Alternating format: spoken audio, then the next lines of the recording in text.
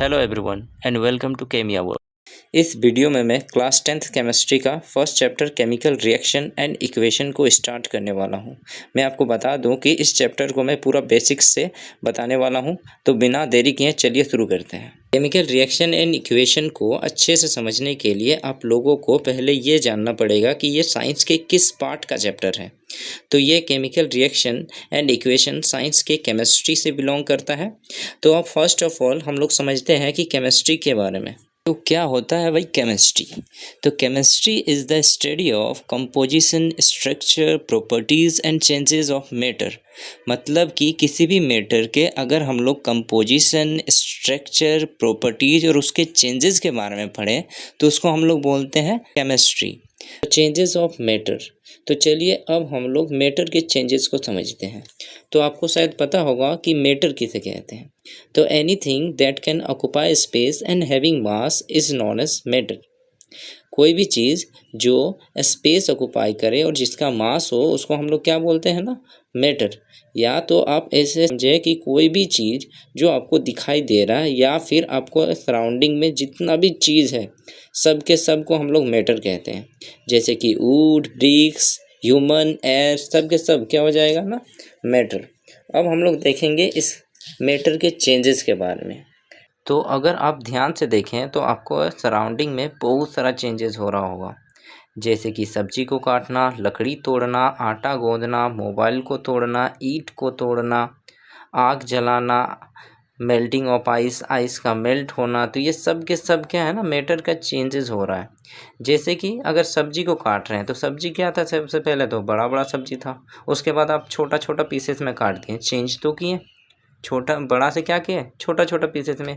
लकड़ी तोड़े तो लकड़ी भी क्या था, बड़ा था, उसके बाद आप छोटा छोटा पीसेस में काटे, उसको भी छोटा छोटा किए, तो क्या हो गया, चेंज आया। आटा पहले क्या था, पाउडर फॉर्म में, उसको पूरा करके पूरा सॉलिड जैसा बना दिए, तो आटा भी क्या हो गया, चेंजेस तो आया। मोबाइल को तोड़ना, तो मोबाइल क्या था, पहले सही था, उसके बाद तोड़ दिए, तो चेंज आया कि नहीं। पहले मोबाइल कैसा था ना, टूटा हुआ नहीं था, बाद में टूटा हुआ तो चेंज आया। ईंट का तोड़ना, ये सब के सब अब क्या है ना, मैटर का चेंज। तो शायद आपको चेंजेस समझ में आ गया। तो अब हम लोग देखने वाले हैं चेंजेस के कितने टाइप होते हैं। तो शायद आप लोग का सवाल बन सकता है कि क्या चेंजेस के भी टाइप होते हैं? तो हाँ बिल्कुल, साइंस के अनुसार चेंजेस के दो टाइप होते हैं, physical change and chemical change. तो फर्स्ट ऑफ ऑल हम लोग फिजिकल चेंज के बारे में समझ लेते हैं कि फिजिकल चेंज क्या होता है। तो ये फिजिकल चेंज क्या है? तो फिजिकल चेंज एक ऐसा चेंज है जिसमें कोई नया सब्सटेंस फॉर्मेशन नहीं होता है। मतलब कि जैसे कि अगर हम लोग वाटर को बॉयल करेंगे तो कुछ दूध वगैरह नहीं बन जाएगा, वाटर वाटर ही रहेगा। मतलब कि जिसमें कुछ नया नहीं बनेगा उसको हम लोग बोलते हैं फिजिकल चेंज। जैसे कि मेल्टिंग ऑफ वैक्स ले लेते हैं, मतलब कि मोमबत्ती का जो पिघल जाता है ना उसको लेते हैं, तो क्या मोमबत्ती का पिघल जाता है तो वो तो मोमबत्ती का ही रहता है ना, कुछ नया तो नहीं बनता है, तो वो भी क्या हो जाएगा, फिजिकल चेंज। जैसे कि हम लोग वेजिटेबल्स को काटते हैं, चॉपिंग ऑफ वेजिटेबल्स, तो क्या हम लोग वेजिटेबल को काट रहे हैं तो वेजिटेबल्स जैसे कि हम लोग कुछ लेते हैं, जैसे कि अगर हम लोग आलू लेते हैं तो क्या वो खीरा वगैरह बन जाएगा क्या, बिल्कुल नहीं। मतलब कि जो चीज़ है वही रहेगा, तो उसी को हम लोग क्या बोलते हैं, फिजिकल चेंज। केमिकल चेंज किसको बोलेंगे, तो ऐसा चेंज जिसमें नया सब्सटेंसेस फॉर्म हो जाएगा तो उसको हम लोग बोलते हैं केमिकल चेंज। जैसे कि अगर हम लोग फ्रूट को पकना ले, जैसे कि फ्रूट पकता है तो ये क्या है ना, केमिकल चेंज है। क्यों? जैसे कि फ्रूट्स पहले कौन सा कलर का था, पहले ग्रीन कलर का था, बाद में पक गया तो उसके बाद कौन सा कलर का हो जाता है, ब्राउन या तो रेड हो जाता है। इसका मतलब चेंजेस आया, ऊपर से ऐसा चेंज आया जो मतलब नया सब्सटेंसेस फॉर्म हो गया। जैसे कि पहले उसका टेस्ट खट्टा रहा होगा, बाद में टेस्ट कैसा लगा, मीठा लगा। तो एक बात बताओ, चेंजेस हुआ, चेंजेस होने के बाद एक नया सब्सटेंसेस फॉर्म तो हुआ ना। जैसे कि रेस्पिरेशन, वो भी एक चेंजेस है।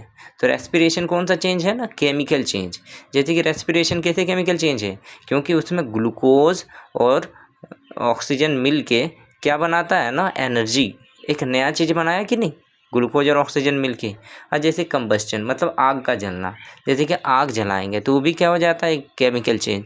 कैसे केमिकल चेंज हुआ, क्योंकि अगर हम लोग आग जलाते हैं तो आग के साथ कार्बन डाइऑक्साइड निकलता है अगर जब जलता है तो। या तो आप लोग ऐसे समझ सकते हैं, अगर हम लोग लकड़ी को जलाएंगे लास्ट में क्या बचेगा, राख। ठीक है, तो लास्ट में तो पाउडर बच गया ना, लकड़ी था लास्ट में पाउडर वगैरह बच गया, तो हुआ ना एक केमिकल चेंज। उसके बाद जैसे कि फोटोसिंथेसिस, तो फोटोसिंथेसिस भी क्या होता है ना, एक केमिकल चेंज। कैसे? जैसे कि इसमें फोटोसिंथेसिस में क्या क्या चाहिए, हम लोग 7th या तो 8th में पढ़ चुके हैं कि फोटोसिंथेसिस में कार्बन डाइऑक्साइड और वाटर मिल के, ठीक है, सनलाइट के प्रेजेंस में कार्बोहाइड्रेट और क्या बनाता है ना उन लोग का, मतलब कार्बोहाइड्रेट और ऑक्सीजन फॉर्मेशन होता है। तो कार्बोहाइड्रेट और ऑक्सीजन फॉर्मेशन, तो सबसे पहले तो कार्बन डाइऑक्साइड और वाटर लिया था, बनाया क्या, कार्बोहाइड्रेट और ऑक्सीजन, मतलब नया ही सब्सटेंसेस बनाया। तो जिसमें नया सब्सटेंसेस फॉर्म होगा तो उसको हम लोग बोलते हैं केमिकल चेंज। और केमिकल चेंज को ही क्या बोलते हैं ना, केमिकल रिएक्शन। तो हम लोग का जो क्वेश्चन मतलब टॉपिक था ना, केमिकल रिएक्शन एंड इक्वेशन, तो केमिकल रिएक्शन किसको बोला जाता है ना, केमिकल चेंज को ही हम लोग केमिकल रिएक्शन बोलते हैं, ठीक है। तो अब हम लोग केमिकल रिएक्शन का डेफिनेशन देखते हैं। ए chemical reaction is a chemical change where substances react with each other to form a new substances। तो जो केमिकल चेंज हुआ वो किस लिए हुआ था, क्योंकि वो दोनों के मतलब मान लेते हैं उस सब्सटेंसेस के बीच में कोई रिएक्शन हुआ होगा, और उसी रिएक्शन को बोला जाता है केमिकल रिएक्शन। मतलब कि ये केमिकल रिएक्शन को ही हम लोग केमिकल चेंज बोलेंगे, और केमिकल चेंज जो हुआ था वो केमिकल रिएक्शन के कारण हुआ था। अब हम लोग देखते हैं केमिकल रिएक्शन की कुछ एग्जाम्पल्स। तो when hydrogen react with oxygen, oxygen is reduced and water is formed. मतलब कि हाइड्रोजन और ऑक्सीजन को रिएक्ट करवाएं तो क्या बन गया, वाटर। तो यहाँ पर क्या है, ये एक केमिकल रिएक्शन का एग्जाम्पल है। कैसे? जैसे कि हाइड्रोजन क्या है, गैस, ऑक्सीजन क्या है, गैस, और वाटर क्या है, लिक्विड। मतलब कि गैस गैस मिलाएं तो क्या बन गया, लिक्विड।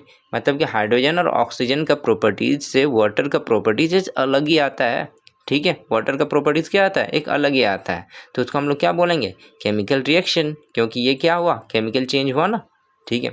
अब सेकंड नंबर एग्जांपल देखते हैं। Ethane reacts with oxygen gas to produce carbon dioxide and water. मतलब कि इथेन और ऑक्सीजन क्या हो गया, रिएक्ट हुआ तो क्या बन गया, कार्बन डाइऑक्साइड और वाटर। तो इथेन और ऑक्सीजन का प्रॉपर्टीज से कार्बन डाइऑक्साइड और वाटर का प्रॉपर्टीज बिल्कुल डिफरेंट है। तो इसको भी हम लोग क्या बोलेंगे, केमिकल चेंज। और ये हुआ कैसे, क्योंकि दोनों में क्या हुआ होगा, इथेन और ऑक्सीजन में केमिकल रिएक्शन। तो थर्ड नंबर एग्जांपल देखते हैं। जैसे कि nitrogen reacts with hydrogen to produce ammonia. तो नाइट्रोजन और हाइड्रोजन क्या हुआ ना, रिएक्शन हुआ और अमोनिया बना। तो नाइट्रोजन और हाइड्रोजन क्या होता है ना, अलग प्रॉपर्टीज़, और अमोनिया का प्रॉपर्टीज़ क्या हो जाता है, अलग। तो ये क्या होता है, ये केमिकल चेंज। तो ये केमिकल चेंज क्यों हुआ, क्योंकि नाइट्रोजन और हाइड्रोजन में क्या हुआ होगा, रिएक्शन। तो इसी को हम लोग क्या बोलेंगे, केमिकल रिएक्शन, ठीक है। अब हम लोग देखते हैं आगे। अब हम लोग देखेंगे कि केमिकल इक्वेशन किसको बोला जाता है। तो हम लोग केमिकल इक्वेशन किसको बोला जाता है, जब हम लोग केमिकल रिएक्शन को सिंबॉलिक तरीके से रिप्रेजेंट करते हैं ना, या फिर उसका सिंबल्स या तो केमिकल फार्मूला को लिख देते हैं, तो उसी को बोला जाता है केमिकल इक्वेशन। तो क्या होता है इसका मतलब इसका definition, a chemical equation is the symbolic representation of chemical reaction in the form of symbols and chemical formulas. Example, जैसे कि हम लोग एग्जाम्पल में क्या करना है, जैसे कि हम लोग को ना ज़्यादा नहीं लिखना है, छोटा छोटा लिख के उसका काम चलाना है, उसी को हम लोग केमिकल इक्वेशन बोलेंगे। बस उसका फार्मूलाज को लिखेंगे और सिंबॉलिक रिप्रेजेंटेशन से हम लोग शो कर देंगे, ठीक है। तो जैसे कि अगर हम लोग देखें तो when hydrogen react with oxygen it gives water, कितना बड़ा लग रहा है, लेकिन वही अगर हम लोग हाइड्रोजन को H2 लिखें और ऑक्सीजन का क्या लिखें, O2 लिखें, और ये क्या देता है, वाटर। वाटर का क्या लिख देंगे, H2O। तो ये हो गया तो आपका एक केमिकल इक्वेशन। और जैसे कि सेकेंड एग्जाम्पल था, ethane reacts with oxygen gas to produce carbon dioxide and water. तो इथेन का क्या होता है फार्मूला, C2H6, ठीक है। और वो किसके साथ रिएक्ट हो रहा है, ऑक्सीजन। तो हम लोग क्या लिखेंगे, C2H6 plus of oxygen. Oxygen का क्या लेते हैं, O2, और क्या बन जाएगा ये, कार्बन डाइऑक्साइड। तो कार्बन डाइऑक्साइड का क्या लेंगे, CO2, और वाटर का क्या फॉर्मूला होता है, H2O। तो ये हो गया हम लोग का केमिकल इक्वेशन। और हम लोग यहाँ पर 2C2H6 क्यों लगाए हैं ना, आगे 2, O2 के आगे 7, CO2 के पहले 4, H2O के आगे 6, इसको हम लोग बाद में समझेंगे, ठीक है। तो केमिकल इक्वेशन को तो समझ में आ गया होगा कि केमिकल इक्वेशन किसे बोला जाता है। जब हम लोग क्या करते हैं, उसको हम लोग सिंबॉलिक तरीके से रिप्रेजेंट करते हैं। ठीक है, किसी भी केमिकल रिएक्शन को अगर सिंबॉलिक तरीके से रिप्रेजेंट करेंगे उसी को हम लोग बोलेंगे केमिकल इक्वेशन। फिर से एग्जांपल लेते हैं, जैसे कि nitrogen react with hydrogen to produce ammonia. तो मतलब इसको हम लोग किस टाइप से रिप्रेजेंट कर सकते हैं, जैसे कि नाइट्रोजन के जगह पे क्या लिख सकते हैं N2, हाइड्रोजन के जगह पे क्या लिख सकते हैं H2 और अमोनिया के जगह पे क्या लिख सकते हैं NH3। तो इसी को अगर हम लोग लिख दिए N2 plus of 3H2 arrow 2NH3, तो इसको हम लोग क्या बोल दिए, केमिकल इक्वेशन। ठीक है, मतलब कि पूरा नहीं लिखना है, हाफ हाफ करके लिख लेंगे तो ये हो जाएगा, मतलब कि पूरा नहीं लिखना है हम लोग को, बस उसका फार्मूलाज और इक्वेशन को लिख देना है। फिर सारे को एग्जांपल देख लेते हैं तब। Sodium metal react with water to produce sodium hydroxide and hydrogen. मतलब कि जब सोडियम मेटल रिएक्ट होता है वाटर के साथ तो क्या बन जाता है, सोडियम हाइड्रोक्साइड और हाइड्रोजन। तो उसको हम लोग किस टाइप से रिप्रेजेंट करते हैं, तो सोडियम के मतलब सोडियम का क्या हो जाता है, सोडियम को हम लोग डिनोट किससे करते हैं Na से। तो सोडियम के जगह पे क्या लिख देंगे Na, वाटर के जगह पे क्या लिख देंगे H2O, और सोडियम हाइड्रोक्साइड का फॉर्मूला क्या आ जाता है NaOH और हाइड्रोजन H2। तो इसी को हम लोग क्या बोलेंगे, chemical equation, Na plus of H2O arrow NaOH plus of H2। अब हम लोग देखने वाले हैं कि रिएक्टेंट किसको बोला जाता है और प्रोडक्ट किसको बोला जाता है। तो reactant, the substances which take part in a chemical reaction are called reactant.